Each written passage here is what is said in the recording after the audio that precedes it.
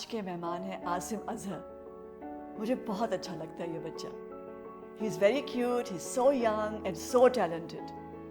आइए मिलते हैं। आसिम, डर नहीं लगा तेरा वो प्यार करते हुए? बिल्कुल, जब आप एक ऐसे गाने को हाथ डाल रहे होते हैं जो कि ऑलरेडी इतना फेमस हो चुका होता है, और इसके अलावा भी कुछ नाम ऐसे हैं, शुजा भाई तो इसी डेकेड और इसी जनरेशन ऑफ म्यूज़िक के हैं, लेकिन कुछ नाम ऐसे हैं जैसे खान साहब, नुसरत अली खान साहब और नाज़िया हसन, जो रेवोल्यूशनरी थे और वाइटल साइंस के। उनके गाने को आप अगर छेड़ेंगे तो हमारी आवाम उनको इतना ओन करती है कि फर्स्ट टाइम में तो I can guarantee they never like it, but it might grow on them if it's good. But जहाँ तक बात तेरा वो प्यार की थी, it was a bit different because वो इतना पुराना नहीं था। कहीं ना कहीं वो आपके 2000 वाले ही ब्रैकेट में था। मेरा बहुत प्यारा गाना है वो, one of my most favorites. I really hope we did ruin it for you. No, initially तो मुझे पता ही Initially we did. नहीं, मुझे पता ही नहीं था कि ये क्या होने वाला है. I was listening to the song and suddenly Shuja actually forewarned me कि मेरा गाना सुनिएगा. बिल्कुल. तो मैं सुन रही थी और suddenly I said, हैं? मेरे गाने के साथ. I like how your expressions change, but no, but I liked it, and I think Momna और आपने, I think you made a good team. Yes, Momna and I, we were, we're friends before we started music. और बड़ा एक मतलब अजीब सी बात है कि in the summer of 2015, when Momna had no idea कि she'd be doing this and I somewhat had no idea, हम अमेरिका में मिले और हम लोग वहाँ और बाकी दोस्त हम लोग बैठ के जैम करते थे। और जब हम जैम करते थे तो हम मतलब नेचुरली यही दो गाने जैम करते थे। और हमें मतलब आप सोचें ना कि किस्मत, आप डेस्टिनी देखें कि हम नवाजिशें जैम करते थे और तेरा वो प्यार जैम करते थे, और हमें हमारे वहमो गुमान में भी नहीं था कि हम दोनों मिलके यही दो गाने गाएंगे एंड लोगों को वो समवॉट काफ़ी पसंद आएगा। नहीं, बहुत पसंद आया। ब्यूटीफुल। So, yeah. कहाँ पैदा हुए? कराची में। I was born and raised in Karachi, but पक्का पंजाबी, सियालकोट से। How many brothers and sisters? I actually have two mothers. My father, हाँ, मेरे वालिद साहब की 2 शादियाँ और I'm from the second wife, और उनसे मैं अकेला हूँ। और मेरे जो बाकी बहन भाई हैं वो मेरे मज़ीद 5 और बहन भाई हैं, सबका लाडला हूँ मैं। And I think I'd like to say this कि शायद अगर मुझे मज़ीद प्यार मिला इस पूरे सिस्टम से ना, मुझे फील होता है कि मुझे एक्स्ट्रा प्यार मिलता है इनसे। उनका मैं बेबी हूँ, छोटा सा बहन भाई हूँ। स्पॉइल करा, रॉटन कर दिया। हाँ, जो सबसे बड़े हैं वो करते हैं, क्योंकि मेरा गैप बहुत है। मेरे सबसे क्लोजेस्ट जो गैप है वो है मेरे ख्याल से 8-10 years। तो सारी आपा है, मेरी आपा और भाई, 2 भाई हैं और 3 बहनें हैं। They're all married, सबके बच्चे। बहुत शरारती थे। हाँ, क्यूट वाला, मतलब इरिटेट करने वाला नहीं। मतलब स्कूल में भी काफ़ी था शरारती और बातें बहुत करता था। मेरी प्रिंसिपल, मेरी टीचर्स जब प्रिंसिपल से शिकायत करती थी कि ये मतलब तंग करता है बाकी बच्चों को, तो कहती हैं और काम कौन करता है इसका? कहते हैं वो तो कर लेता है ये शुरू के 15 मिनट में। कहती हैं फिर तो ये आपकी गलती है ना, आप उसको बिजी रखें।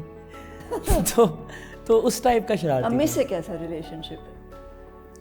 अम्मा मेरी बेस्ट फ्रेंड है। अम्मा से मेरा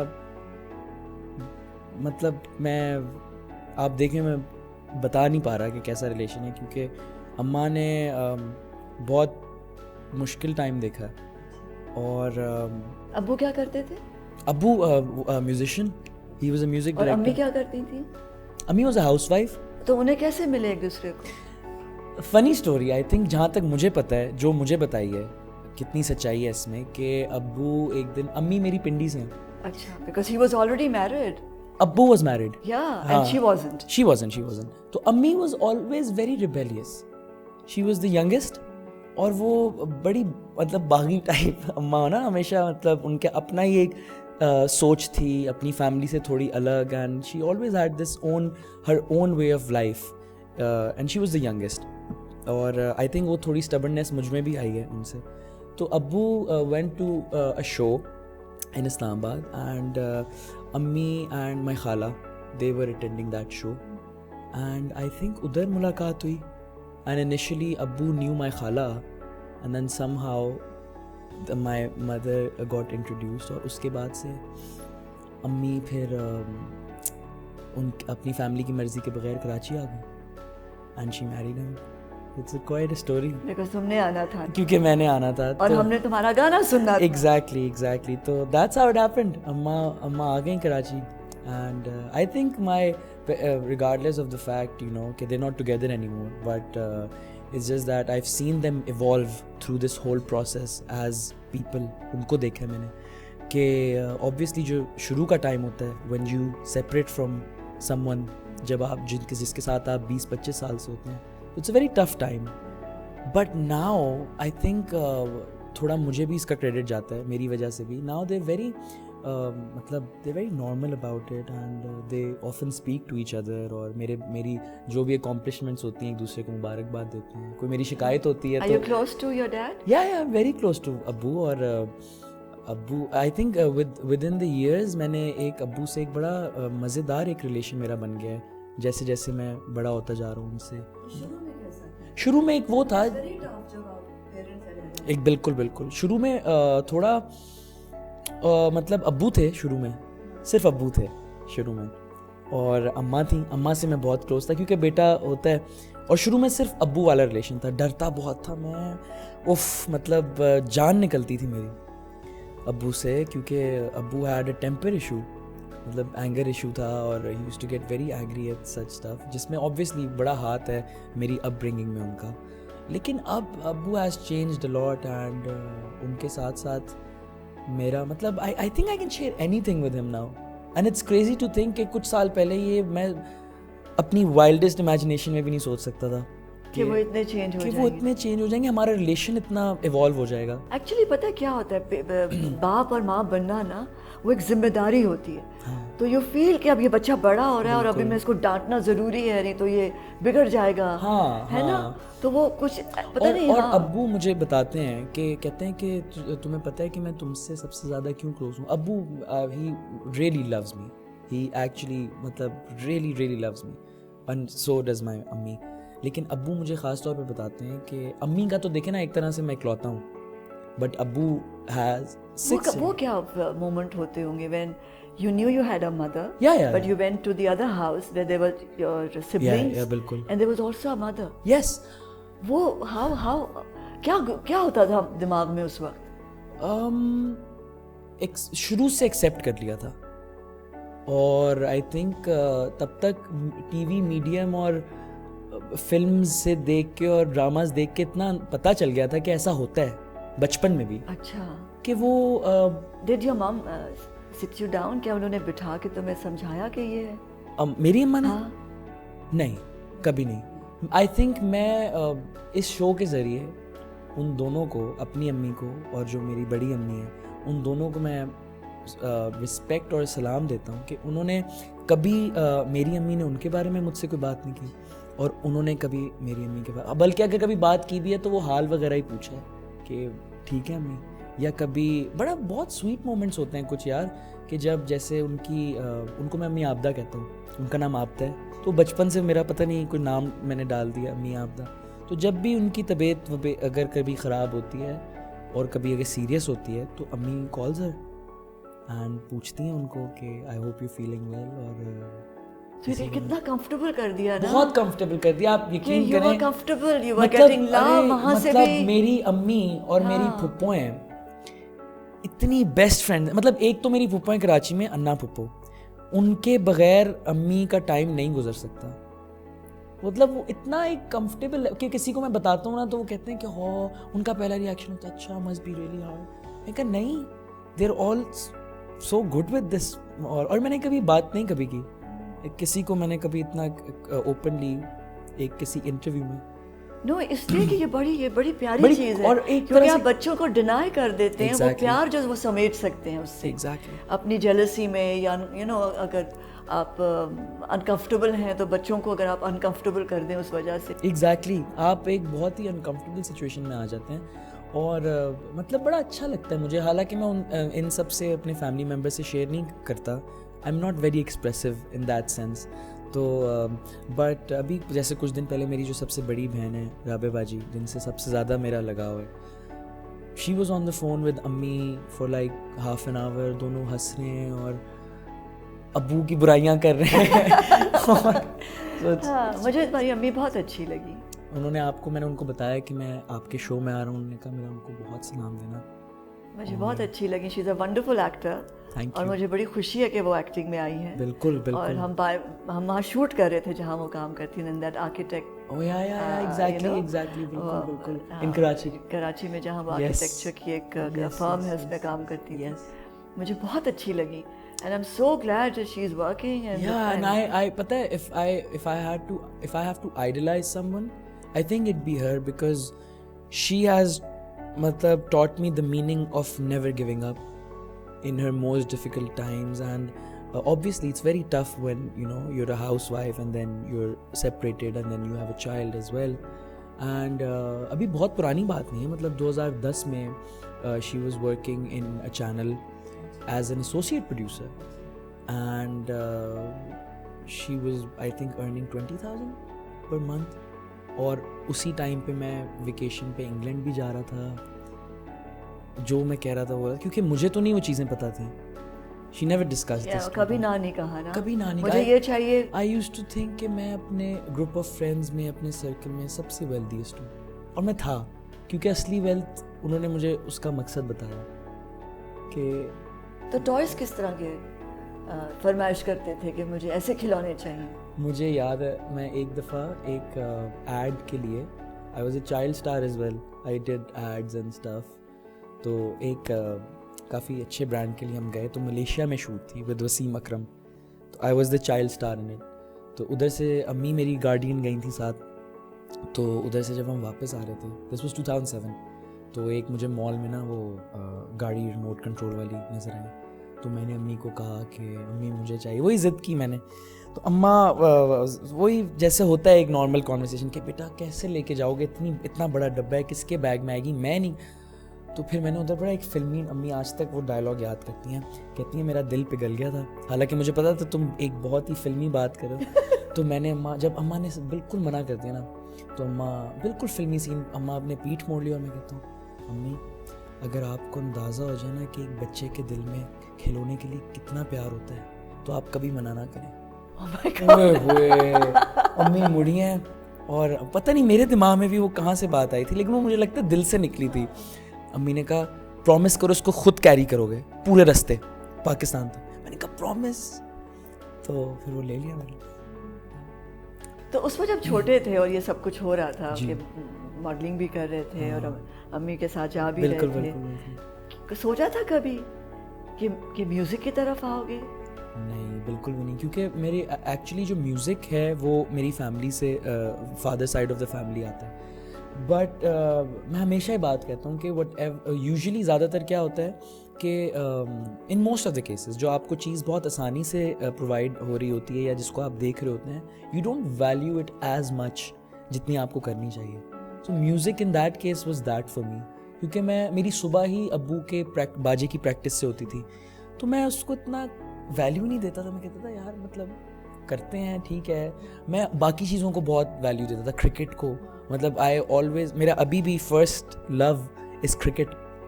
मतलब I played for a department team under 16, तो I was very serious about cricket. And then बचपन में I wanted to go in the air force and stuff like that, जो कि चीज़ें अनअप्रोचेबल थी। तो जहाज़ जमा करना और हाँ, अपनी बहन के साथ खरीदना, उफ, मतलब मेरे फेजेस थे बचपन में। मैं वो मेरे टॉयज़ होते थे मॉडल्स वाले जो जहाज़ होते थे, और उसके साथ मैं बहन के साथ खेल रहा होता था। फिर उसके बाद मेरा क्रिकेट का पीरियड आया जिसमें मैं एक क्रिकेट एकेडमी ज्वाइन की, तो किट मेरे पास होती थी पूरी, और बैट और ये तो वो। और गिटार कभी नहीं पकड़ा? कभी नहीं, इस वक्त तक पकड़ा। Till the age of 13, I am 21 right now, till the age of 13 मैंने म्यूज़िक का सोचा भी नहीं। व्हेन सडनली मेरे चाचा ने मुझे आईपॉड भेजा बाहर से, नया उस वक्त आईपॉड का दौर आया था, और मैं बहुत एक्साइटेड था। मैंने कहा यार वेरी नाइस, मैं you know how kids are कि अब तो मैं शो मारूंगा बच्चों में अपना कि मेरा आईपॉड आए, और उसमें मैंने रैंडम गाने भर दिए।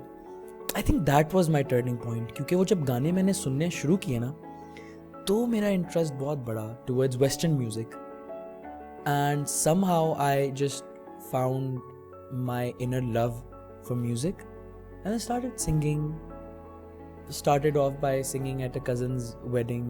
किसी ने वीडियो बनाई, वो ऑनलाइन डाल दी, दोस्तों ने बड़ा अप्रिशिएट किया. आई लाइक्ड दैट अटेंशन, मज़ा आया उस अटेंशन का. I was like this is cool यार. And now you're in college. I just finished college. No, no, I'm saying कि उस Oh, वक्त इस वक्त I was in school. I was in अभी school. अभी स्कूल में ही हो. Probably 8th grade में, 8th 7th grade में.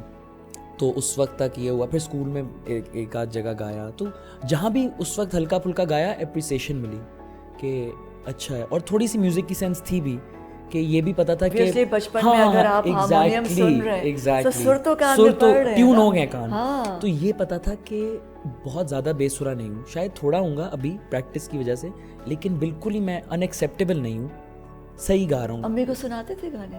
अम्मा मेरी आज भी, जब मैं आज भी कोई नया गाना बनाता हूँ ना, तो सबसे पहली मेरी जो लिसनर होती हैं वो अम्मा होती हैं. सो तो पहला गाना बनाया था? जी, पहला गाना अम्मी को सुनाया. सबसे पहले स्टूडियो गया. स्टूडियो से जब गाना बना के वापस आया, And how old were you? I was 13. Wow. I was 13. और इंग्लिश गाना था वो एक्चुअली. हाँ, खुद ही लिखा? खुद ही लिखा था, खुद ही कंपोज खुद ही कंपोज किया. आज तक के मैंने जितने भी ओरिजिनल्स क्या गाए था हैं, वो? उसका नाम था कम आउट अगेन. और ये किसके लिए गाया था? ये मैंने जितने भी गाने लिखे हैं ना, वो सारी इमेजिनेशन बेस्ड हैं. I have a very vast imagination, क्योंकि 13 साल के बच्चे को क्या एक्सपीरियंसेस होंगे, कोई नहीं ना. मतलब ना प्यार में धोखा हुआ होगा, ना कुछ हुआ होगा. So I just imagined a scenario in my head, और उसको लिखा मैंने. And then at that time my नाना also passed away, so I kind of dedicated that song to him as well. So when I made Ammi hear it, तो she started crying, क्योंकि उनको एक होता है पहला. और I'm very glad कि my mom has been very honest with me. कभी बुरा भी कोई गाना बनाया तो मुंह पे झट करके. बनाया बुरा गाना? शायद उनकी नज़र में कि नहीं अच्छा, मज़ा नहीं आया जितना मतलब अच्छा तुम्हारे बाकी मुझे लगे. प्यार से क्या कहती है? आशी बाबा. आशी बाबा. आशी बाबा. उनके फ़ोन में भी मेरा नाम आशी बाबा से. अच्छा, फिर अब ये तुम बड़े हो रहे हो, तो ये मैं बड़ा हुआ, क्रिकेट खेल रहे हो, क्रिकेट खेल रहा हूँ, और म्यूज़िक कोशिश कर रहा हूँ बनाने की, क्योंकि मेरे आज तक मेरा जितना भी म्यूज़िक बनाया है वो मेरे बड़े भाई ने बनाया है. मेरी इस जर्नी में उनका बहुत बड़ा एक छुपा हुआ हाथ है जो लोगों को रियलाइज़ नहीं होता. और अब्बू ने नहीं कुछ किया? नहीं, अब्बू ने कहा बेटा देख इस इंडस्ट्री में आ रहे ना, तो ये तो बिल्कुल भी नहीं सोच के आना कि कहीं मैं तुम्हें सहारा दूंगा. कहते हैं तुझे मज़ा आएगा जब अपने पाँव पे तू करेगा ना कुछ, उसका मज़ा ही और होगा. तो खैर, तो मेरे भाई का बहुत बड़ा हाथ है, because both of my brothers they are music producers, और देव मेड TVCs एंड जैसे होता है OSTs वगैरह. तो उस वक्त भी my brother used to be very busy और काम में कर रहे होते थे. तो मैं जब एक छोटा भाई, आपको 13 साल का बच्चा कह रहा है कि मेरा गाना बनाए, तो आप कहेंगे अच्छा हाँ करेंगे, क्योंकि एक साइड पे आपके पैसे वाला काम चल रहा है, आपको डेडलाइन मिली हुई है, और एक साइड पे आपका छोटा भाई कह रहा है कि वो छोड़ के मेरा गाना बनाए. तो ऑब्वियसली अब मैं सोचता हूँ रियलिस्टिकली, तो बट मैंने क्या किया, मैं ढीठ बना रहा, और मैंने इधर अब्बू से सिफारिश करवाई भाई को. मैंने कहा अब्बू, अच्छा अब्बू से सबकी जान जाती है सिवाय मेरी, क्योंकि मैं लाडला हूँ ना, तो जो काम कोई नहीं करवा सकता वो मुझसे कहते हैं. तो मैंने कहा अब्बू कासिम भाई को कहें कि मुझे नहीं पता, मेरा गाना करना है. ये वो टाइम है when you started becoming friends with him.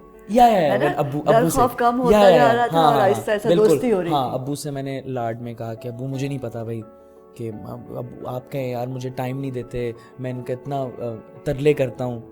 अब्बू कहते हैं अच्छा ठीक है. तो अब्बू ने कहा, और फिर वो गाना किया, फिर आहिस्ता आहिस्ता ऐसे ही करते रहे. ये आई थिंक ये मेरी डेडिकेशन थी कि मैं उनके पीछे लगा रहा, कासिम भाई के, कि करना है. मतलब मैं तंग नहीं आया, हालांकि वो मुझे डांट भी देते थे. वो मुझे मतलब मैं दोस्त से कह के कि यार मुझे बाइक पे स्टूडियो ले जा यार, तो मैं बाइक पे। मुझे याद है एक दफ़ा हम जा रहे थे शारे फैसल पे, तो बहुत गर्मी थी, इसी एज का था मैं, तो 13 साल का, तो बहुत गर्मी थी और हम जा रहे हैं, पसीना निकल रहा है और बाइक की ना वो पेट्रोल ख़त्म हो गया। तो अब हम रीजेंट प्लाजा के सामने, बाइक रुक गई है और 3 बज रहे हैं, स्टूडियो जाना है, कासिम भाई ने टाइम दिया हुआ कि इस टाइम आ जाओगे तो कर दूंगा, वरना। तो मैं ना तंग आके मैं अपने दोस्त से कह रहा हूँ यार ये क्या हो रहा है, पता नहीं मेरे दिल में क्या आया। मैं कहा यार तू देख, एक दिन इसी रोड पे ना मैं बहुत जल्द अपनी गाड़ी पे अपने स्टूडियो जा रहा हूँ और तू भी मेरे साथ होगा। तो उसने कहा हाँ हाँ ठीक इंशाल्लाह। जब उसने दिल रखा मेरा, तो वो बात तो गुजर गई, लेकिन वो फिर रिसेंटली अभी मैंने अपनी पहली गाड़ी ली, हाँ जी, तो अपने स्टूडियो जा रहा था मैं और वो जगह आई तो मुझे वो बात एकदम से याद आई। तो ख्वाब देखते रहना चाहिए और बिल्कुल, और अपने आप को याद भी कराते रहना बिल्कुल चाहिए, कि आपकी हम्बल बिगिनिंग्स किधर से आपने शुरू किया। खैर बैक टू उधर आ गए हम कि गाने आहिस्ता आहिस्ता बनने शुरू हो गए। फिर मैं कवर्स की तरफ आ गया, इंग्लिश गाने कवर करने शुरू कर दिए, क्योंकि मैंने बचपन से ना मेरा थोड़ा माइंड बड़ा मैनेजमेंट और बिजनेस और थोड़ा मतलब कि असेस करना, लोगों को जज करना, उनकी थिंकिंग जज करना। तो मैंने जज किया, मैंने कहा यार हमारी इस वक्त इंडस्ट्री जो है वो इतनी बूम नहीं कर रही म्यूज़िक की, मतलब नए नाम नहीं निकल रहे आराम से। तो मैंने उसका हिसाब ये लगाया कि वो शायद इसलिए नहीं निकल रहे क्योंकि no one's doing something different, no one's giving a different package, everyone's going in the same direction. तो व्हाट आई नोटिस्ड कि ऐसी क्या चीज़ है जो मैं कर सकता हूँ और जो इंडस्ट्री में नहीं है। तो उस वक्त मैंने देखा कि there is no teen star जो मेरी, जिसकी अशद ज़रूरत थी, एग्जैक्टली बिल्कुल, जो मेरी एज की, जिसको मैं अगर देखूं तो कहूं यार कि इसके मुझे कॉन्सर्ट में जाना है, इससे मिलना है, मुझे इसके ड्रेसिंग सेंस फॉलो करनी है मैंने। तो दैट आई मतलब you know that's the idea that I got. और फिर मैंने कहा भाई मुझे म्यूज़िक भी ऐसा ही करना है जो मुझे पसंद हो, क्योंकि अपनी एज के लिए करना है ना। तो मैंने इंग्लिश गाने कवर करने शुरू किए जो इंटरनेशनली फेमस हो रहे थे, वो मैं कवर करना शुरू किए। फिर उसके बीच में मैंने उसमें एक ट्विस्ट ये दिया कि उन्हीं गानों को मैंने उर्दू में ट्रांसलेट करना शुरू किया, पंजाबी में ट्रांसलेट शुरू करना किया, रीमिक्सेस ऐसे बनाता गया। तो कुछ लोग फैसिनेट होने लगे कि यार ये नई चीज़ है, जो मैंने आपसे कहा ना कि क्या चीज़ नहीं हो रही, कि ये नई चीज़ है। तो हल्का फुल्का ना सोशल मीडिया पे मैं चंद हज़ार लोग, मेरे एक वो पेज नहीं बनाते जैसे आप, पेज पे चंद हज़ार लोग आ गए, कुछ 3-4 हज़ार। और ये किस वक्त करते थे? रात को मतलब जाग के पूरी रात स्कूल जा रहा हूँ, ऐसा कर रहा हूँ। पढ़ाई कब होती? पढ़ाई भी स्कूल में होती थी, टॉप करता था। अच्छा। आज भी स्कूल में मेरा रिकॉर्ड है, मेरी percentage 98.2, highest percentage. So anybody can do that। अपना साथ साथ आप होमवर्क और अपना स्कूल पढ़ाई सही रखें। मुझे याद है, और क्रिएटिव थोड़ा सा आगे जंप कर रहा हूँ मैं स्टोरी में, फिर वापस आ जाऊँगा। जब मेरे बोर्ड के एग्ज़ाम्स हो रहे थे मैट्रिक के, तो उस वक्त तक कॉन्सर्ट्स का सिलसिला ज़रा शुरू हो गया था मेरा, पहला साल था मेरा। तो मतलब अगले दिन बोर्ड का पेपर है 10th का और रात को कॉन्सर्ट है, वो किया है। घर आया हूँ, वो 5 ईयर नहीं होती, 5 ईयर सोल्यूशन, वो पूरी रात कोई 7-8 घंटे अपने घर के बाहर, अपार्टमेंट्स में रहते थे हम, अपने घर के बाहर जो कॉरिडोर था उसमें वॉक करते करते पूरा पढ़ा, सुबह जाके एग्ज़ाम दिया एंड मेरे मैट्रिक में A ग्रेड आया। तो बड़ा So you've got a great brain। I think so। वो एब्जॉर्ब करता है चीज़ों को और याद भी रखता है। I think so। मुझे मेरी अक्सर मैनेजमेंट भी कह रही होती है, क्योंकि काफ़ी जगह मैं उनको बड़ा टोक रहा होता हूँ कि आप लोग ये ठीक नहीं कर रहे, इसको ऐसे कर लें इसको।